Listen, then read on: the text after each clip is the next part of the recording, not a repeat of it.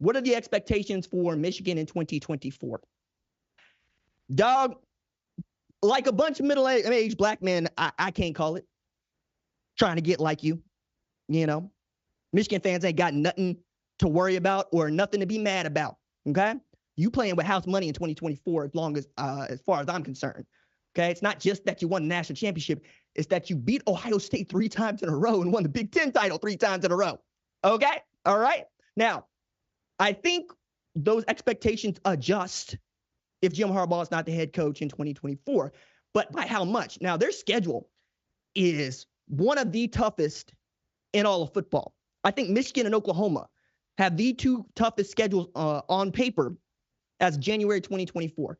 They got Texas on there. They got Washington on there. They got Ohio State on there. You can keep going. Fresno State. Like, there's a bunch of games on there that you wouldn't necessarily want to put on the schedule. It's not going to look like the last 2-3 years where Michigan has not been able to prove to us that they are good until they get into the meat of their Big Ten schedule. We're going to find out right away. That Texas team they're going to play returns its starting quarterback, most of its staff. It's going to be loaded for bear, right? Ohio State we'll get to in a minute. They're in a really great space. We'll see what Penn State is capable of because, frankly, it's about beating Ohio State and Michigan for them because they're going to be that good. And then you're going to add in all these other new pieces. Oregon, Washington, USC, UCLA. I think right now you could say that if Jim Harbaugh is the head coach and they're raising up Alex Origi and Sharon Moore is your coordinator, Jesse Minter is your coordinator, you could expect to try to repeat as Big Ten champs. But that's a big if, right? There's so many unknowns going into this 2024 season. I also think that you could probably pencil in getting into the college football playoff in this 12-team format because you're going to get the benefit of the doubt. You're going to get the Bama bounce, right?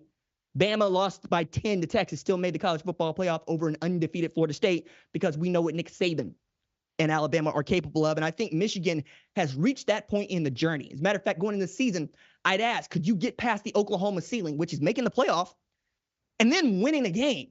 And they did that.